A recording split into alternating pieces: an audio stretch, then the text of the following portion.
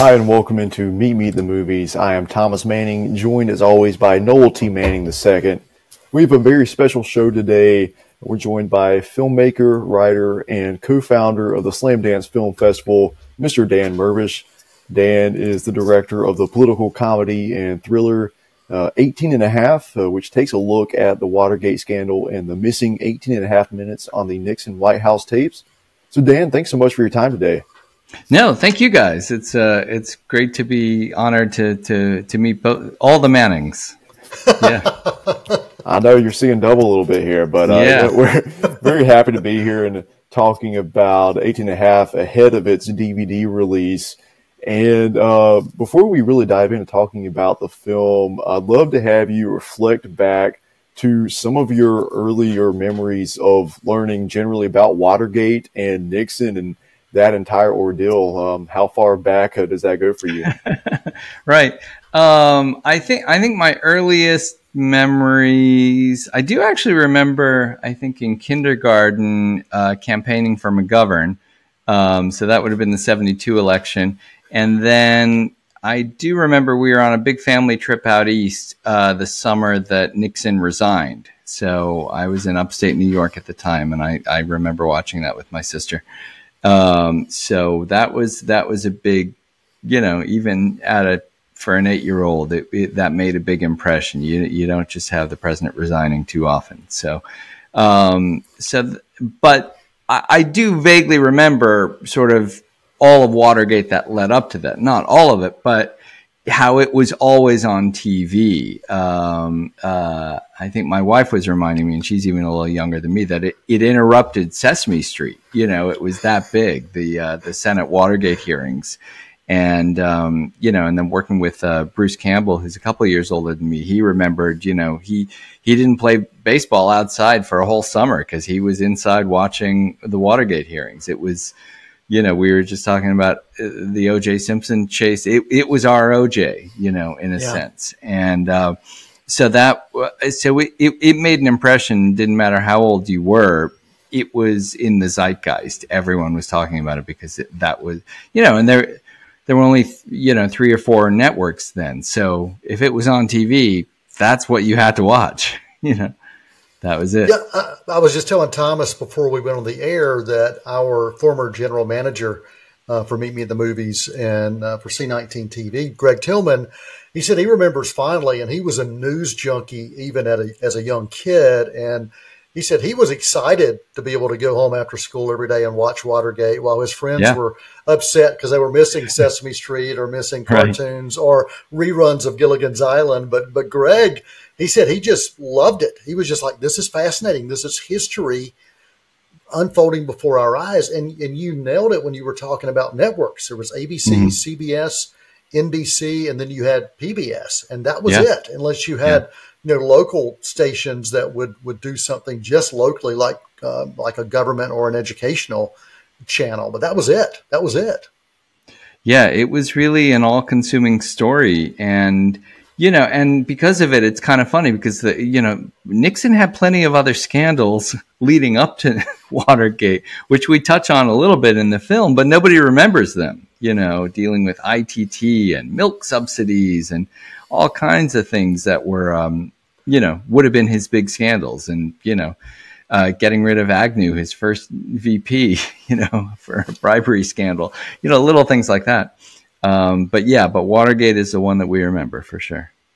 Yeah. And for me, I was telling Thomas as well, my first memories relating to that, I do remember hearing about those Watergate scandals as a kid. I do remember watching him resign and that last day in office where he, walked up the airplane, waved to everyone. I remember that just vividly and how unusual that was. And for me, of course, it was unusual, but I just remember everybody gathered around the TV because this was history. And I remember Gerald Ford, when he basically chose Gerald Ford to replace Agnew, as you mentioned. Mm-hmm. And and I grew up in Omaha, so our connection was that Gerald Ford was born in Omaha. So everyone in Omaha is like, "Woo, we got a local guy as president. How about go Gerald Ford?" So that was when you're young, that makes a big difference. And so looking to the inception of the script for 18 and a half, I know you and Daniel Moya worked together on it. When did that begin? What ignited and led to the development of this screenplay? Sure. So it really sparked the day after the 2016 presidential election, which just happened to coincide with the last day of shooting on my prior film, Bernard and Huey. Well, that was the name of the last film. And so I was going to show dailies from that film to our screenwriter, Jules Feiffer, who some of you may know was a Oscar Pulitzer Prize winning cartoonist for The Village Voice and screenwriter for Carnal Knowledge. But he'd written our script, Bernard and Huey. So I went out to see him, and we had been shooting those last couple of days in New York City, and I drove out to Shelter Island near the Hamptons on the tip of Long Island to see Jules and show him this footage. But meanwhile, we were, of course, talking about the election and the election of Donald Trump. And Pfeiffer had won his Pulitzer Prize largely for his political cartoons about Nixon and about Watergate in the early 70s. And so inevitably the conversation turns to comparisons between Trump and Nixon, and how bad could it possibly get? We survived Nixon, we survived Watergate. What could, how many impeachments could we possibly have in the next 4 years? And anyway, so we kind of had Watergate on the mind. And then my friend Terry, who had been an indie film producer in LA, but for the last few years, he'd inherited his grandparents' motel pretty close to where Pfeiffer lives in a town called Greenport. And so we took the ferry from Shelter Island back to stay at Terry's motel. And this motel was built in the 50s and 60s and was they stopped preserving it or stopped renovating it in around 1974. And Terry's a savvy guy. He had rented it out as a location for a lot of high-end fashion shoots for Vogue and Harper's and that sort of thing, and music videos and episodics, but he'd never let anyone shoot a feature film there. Well, as we're walking around, we're talking about Watergate, and because we kind of both were with Pfeiffer, and I said, Terry, this place looks like 1974. Now, it doesn't look like the Watergate Hotel because it's this little seaside motel, but I said, it's 1974. And Terry said, well, look, if you can come up with a script, I'll let you shoot here for free, essentially, and cast and crew can stay here. They're closed in the winters, so we could all stay out there. And, and the hardest thing for an indie film, if you're trying to do a period piece, is the location. But if you've got a great location that presents itself to you, that you really don't have to dress that much, then you're like, you may as well shoot a period film. And then I teamed up with my friend Daniel Moya. He came on as my screenwriting partner. And then coincidentally, his aunt and uncle owned a period-looking restaurant, a diner, that called the Front Street Station Diner, just like 20 minutes down the street from Terry's place. And we're like, oh my gosh, that's 2 locations. Now the film gods say you have to make a movie. So, and then we just had to kind of figure out a way to shoehorn this, this tip of Long Island motel and diner into a Watergate story. So, of course, the first thing we did was we said, well, they're not in Long Island, they're in Maryland, on the Chesapeake. And so that made it a little bit more closer proximity to DC. And then we were able to come up with this, construct this storyline about a young woman who's a transcriber in the Nixon White House who gets a hold of the missing 18.5-minute gap, that tape, and then tries to leak it to a reporter. And they meet at this in the small town, and then they run afoul of hippie swingers and nefarious forces trying to get them. So obviously, that's what we came up with. So it's historical fiction, but we did a lot of research, and it's a plausible, speculative historical fiction for what it's worth. Well, I love that. I love how the locations came first before the rest of it. Now, you had, of course, had the idea, but when those locations clicked, you brought everything else together. And that's one of the things I wanted to talk to you about is recreating period is not easy because it's not just the locations that you want to get right. It's also the costumes, the hair, the props, the production design, all of that stuff. So to talk about the recreation of this period, if you would, beyond the locations. Sure. Well, I mean, we had a great team. Monica Dabrowski was our production designer. Sarah, what's Sarah's last name? But she was our costume designer, who was amazing. She was sewing her own clothes because she collects old patterns. But those things don't cost much more. You know, they're choices that you make. You just have to be really careful about those choices. But then, you know, the mandate I said for everyone in every department, from the writer to post-production and everyone in between on set, was we're only going to use creative techniques that could have been used in 1974. So, you know, so that means there's no drone shots, you know, there's no Steadicam because that was 1976, you know, so in terms of camera moves, in terms of the kinds of music that we used, how we recorded the music, this is all original music, and it's bossa nova influenced music, down to the vernacular of the dialogue and you know, and of course costumes, hair, makeup, the cars, you know, that are in the film, that kind of thing. So, but really having that main location was, you know, that's still 80% of the heavy lifting. Yeah, that Wow. helps sell the period, right? Yeah. Yeah, well, I loved it. And I'll tell you what, we'll take a quick intermission.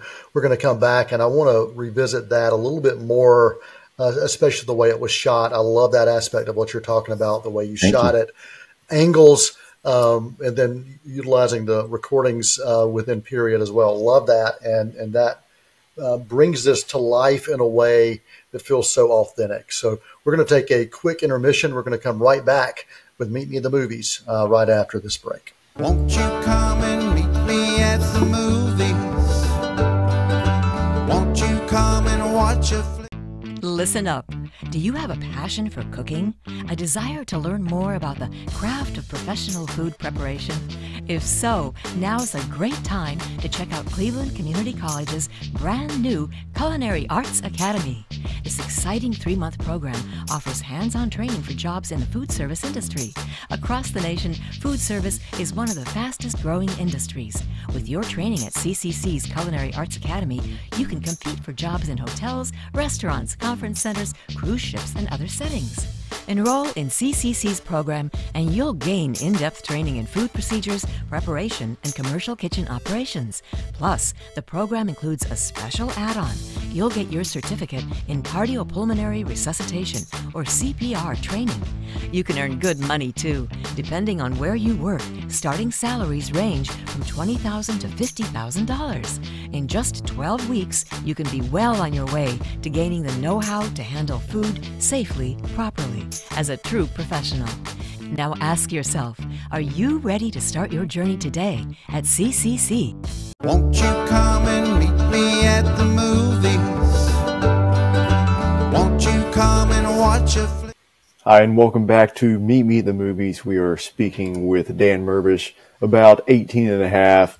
And Dan, on the other side of the break, we started to dig in a little bit into the actual technical filmmaking, and love to continue on that route. Something we see repeatedly throughout this film are these long unbroken takes and these extended sequences of dialogue without any cuts. So can you share a bit about, you know, the decisions you made as a filmmaker to structure the scenes in that fashion? Well, one thing that was in the original screenplay when we were writing it, when Daniel and I were writing it, was that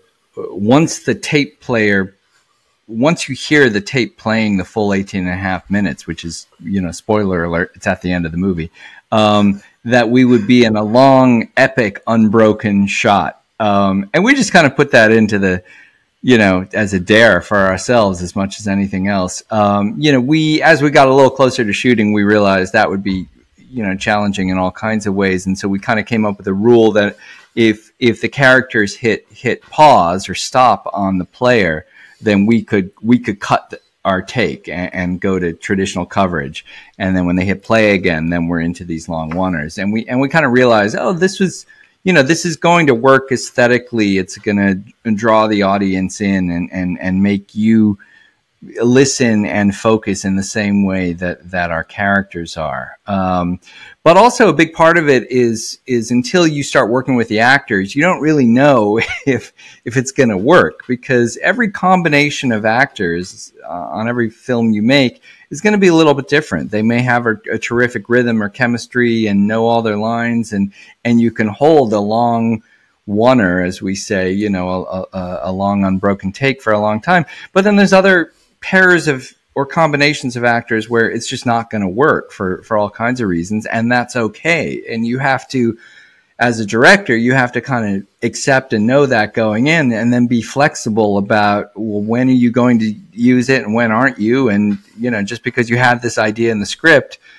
you know, once you get on set and you realize, oh, there's a bumpy dolly track, or, you know, there's all kinds of technical and creative reasons why you can't always do that. We were very lucky in that with John Magaro and Willa Fitzgerald, we knew from the first day, which was the day that we shot this diner scene, which is very cut up. But I could tell from that first day that, oh, these actors are great, and they're great together. They have great chemistry together. In terms of their humor and their pacing and their style and their rhythm, and that we would then in subsequent scenes be able to do these long oneers with those two actors. Whereas there's another scene with an actress, Kathy Curtin, who was cast only about 36 hours before she showed up, who has like a 2-page monologue. And the first thing she says is, there's no way I'm going to memorize this long monologue. I just read the script today. And I said, that's okay, because for those scenes, we're going to shoot them in a completely different style. We're going to shoot them in this kind of a jump cutty style that is going to work for the scene, but it will also allow you to do something different. And actually, I want you to do something different in every take. And you don't have to read the same words. You don't have to memorize it exactly. You can do one take where we're shooting reaction shots of the other characters. You can just read the script. And so that then freed her up to not worry about it, not freak out about it, and just focus on the performance, which she gives a great performance. And stylistically, it's a difference from the other scenes that we were doing. So, but that's something, you know, as a director, you've just got to kind of be flexible and use the best style for the best team and the best actors that you have at that moment. Back before the break, Dan, you talked about that location that was selected, that old motel that right. looked period. And I guess it did come in handy because you shot this during the pandemic. And so I'm sure that probably did help you out a little bit from a standpoint of keeping everybody there, possibly. Well, yeah. So we started shooting March 3rd, 2020. What could possibly go wrong in March of 2020? And, you know, it was only a 15-day shoot, and we got 11 days in, and we found out that we were the last film shooting in North America. And that makes you wonder, what does everyone else know that you don't know? So we shut down, as was appropriate. And, you know, I live in LA, so I grabbed the hard drive, and this is it right here. That's the 18.5 hard drive right there. Grabbed that and got the first flight out of Islip back to LA and just started editing the film and baking sourdough. But about a third of our crew, so about 8 of the folks who were kind of the you know, Brooklyn hipster single types who didn't have families to go back to like me, they were afraid to go back to New York City, because if you remember at the beginning of the pandemic in the US, New York was the epicenter. So Terry, who owned the motel, very kindly said, well, look, no one else is at the hotel. Why don't you guys just stay here, you know, and you know, at least we're safe here in this little bubble before these things were called bubbles. And so about a third of the crew stayed there for about 10 weeks. And actually our cinematographer, Elle Schneider, she stayed for 6 months. And wow. Then meanwhile, you know, I was back in LA, other people were in New York. They had their own little sort of artist in residence program. You know, they were shooting short films. They still had the camera too. So they could work on a lot of fun projects on their own there. And they were surviving on leftover product placement, Omaha steaks and coffee, and things like that. But then a couple months into the pandemic, we realized, well, look, our actors are sitting at home not doing anything. They can't act in stage or screen or anything. So we recorded our missing 18.5-minute gap with Bruce Campbell, John Cryer, and Ted Raimi. We were originally going to do that in post-production at some studio in LA. We'd fly them all in, but we realized they're all at home on Zoom. And they're just sitting around. And because the quality of the Nixon tapes aren't that good, we could do it on Zoom. By this point, most of the actors had their own decent microphones. They were all used to, recording things at home. And so, in the middle of May at the, heart of the pandemic, we were able to do like this little 18.5-minute radio play, essentially, which was a real, kick in the pants and exciting thing for us, in this global despair that we were all going through, that we could still be creative. We could make a movie, we could act, we could direct, we could write. Meanwhile, my composer, Luis Guerra, was finding musicians around the world that could work remotely. So we wound up with a horn section in Mexico City and a singer in Brazil working out of a studio there. And again, working safely, but working creatively. And that was really exciting to everybody else on the production. Like, hey, even we are coming back because we're still working on this thing. And then sure enough, 6 months later, when the Screen Actors Guild and Directors Guild had the COVID safe protocols, masks and shields and testing and everything, we were able to come back and shoot those last 4 days safely. And we did. Wow. Yeah. It's one way to make a movie. I love that story. I love it. Yeah. And as we mentioned at the top of this show, this film is getting a physical release. And as you can tell by the wall behind me with, 1,000+ DVDs, we love physical media, love supporting it. And Dan, what you're holding right there is what it looks like. You have Here's the DVD. Yeah, the feature film with also a wide range of special features. You have a 2-hour making of documentary. Yeah. You have if your making of documentary isn't a half hour longer than the film, I think you failed. So so if you don't like the movie, stick around for the documentary. It's, love it. It's like this interview, but longer and with pictures. But yeah, just want to give you a chance to talk about the importance of having a physical release like that to you, and keeping your work preserved and for people to access readily like that. Yeah, no, it's really exciting. I was just giving a guest lecture at Indiana University a couple weeks ago, and I asked a class of about 40 undergrads, like, how many of you still, or how many of you watch DVDs or collect DVDs? And about 80% of them raised their hand.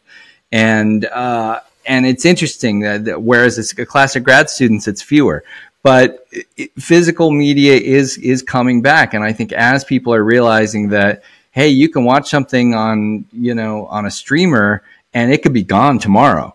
You could have paid for it and it's still gone tomorrow. You could have an entire show on HBO Max and it could be gone. You could shoot a whole movie for Warner Brothers and it could be gone before it even comes out. That's the way the industry's going.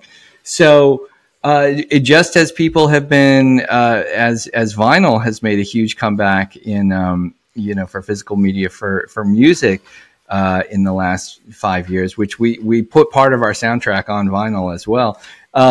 DVDs are, and Blu-rays are, really, I think, coming back, and people are appreciating, like, oh, it's not, it's not just the fact that I can keep it and hold it, but also that it has all these extras, because for whatever reason, when streaming got started, Netflix and Amazon, they said, nah, we're not going to do the bonus features. We're not going to do director's commentaries. We're not going to do behind the scenes. They could, like, technically, there's no reason why they couldn't have. And some, or Criterion Channel, I think, does have some of that. But but not in the same way that DVDs and Blu-rays allow you to do. So we even have on here, there's an alternate audio track where you can watch the film as if you are at our world premiere at the Woodstock Film Festival. I literally recorded on this laptop what the audience, where they were laughing. So you can watch it essentially with a laugh track from the Woodstock Film Festival. Because honestly, at that point, that was in September of 21, there was like a little gap, a trough between the Delta and the Omicron variants where film festivals were live. And we didn't know if there was going to be another live film festival again. You know, we didn't know if people would ever go to theaters again at that point. It was still so much unknown. So I'm like, I'm going to capture an audience. And we'll stick it on the DVD, and we did. And so that's on there. There's a lot of fun bonus features. There's the full 18.5-minute tape if people want to listen to that, you know, with Bruce and Ted and John. There's a little bit with Lloyd Kaufman from Troma Films, who has a small cameo in the film, but he's at the Tallgrass Film Festival talking about the movie. But there's a lot of weird things that we come up with on the making of documentary, including the fact that Lloyd was at the Nixon White House at Tricia Nixon's wedding, like weird things like that. You know, Bruce and Richard Kind talking about their memories of Watergate. These strange connections between our character, Connie, played by Willa Fitzgerald, and Cassidy Hutchinson. Right when the film was coming out for its theatrical release was right when Cassidy Hutchinson was giving her testimony at the January 6th committee. And there's like a lot of really strange parallels there that really make the film relevant and resonant to today's audiences. So there's a lot of fun things on there, and just the whole journey of making the film from screenplay to production, to everything that happened with the pandemic, all the ups and downs there, you know, but also then our whole festival journey and traveling around the world and getting the film on airlines and you know, our Oscar campaign for best song for one of our songs, which went really well. So it's a fun journey. So if anyone's interested in films and filmmaking, you can really kind of see how it's done on a shoestring level, but still work with a really amazing cast and crew and have a really nice, solid release with the film. Yeah, Dan, I tell you, Thomas and I said this before we went on the air, that we could probably talk to you for hours, and I will echo that. And I wish we could, but we are out of time. Oh my gosh. I'd love to have you back. Love to have you back sometime Anytime. on the show just to talk movies. Talk about your background. But before we wrap, I do want to give you a chance. Do you have any final thoughts about 18.5 that you want to make sure you share with our audience before we say so long? I'm on the Instagram, I think, at D Mirvish, DMIRVISH. That's probably the easiest, and I was still, I guess, a little on Twitter, but it's not Twitter anymore. Anyway, Instagram seems to be most people's way of doing it. And check us out. And if you like the film, say something nice on Letterboxd or IMDb or Rotten Tomatoes. You know, we're very honored. We were a certified fresh film, and it says certified fresh right there. And so a lot of critics like the film, but hopefully audiences do too. So, but thank you guys so much for having me on, and it's great to see all the Mannings all together again. Dan Mirvish, thanks for joining us right here on Meet Me at the Movies. We appreciate it. The film is 18.5. It is available for home delivery. Check it out. For Thomas Manning and for the entire cast and crew right here on Meet Me at the Movies, we appreciate you spending time with us. And until next time, that is a wrap. We'll tell about the happy and the sad ones. We'll talk about the good ones and the bad ones. Many films to view till we meet again.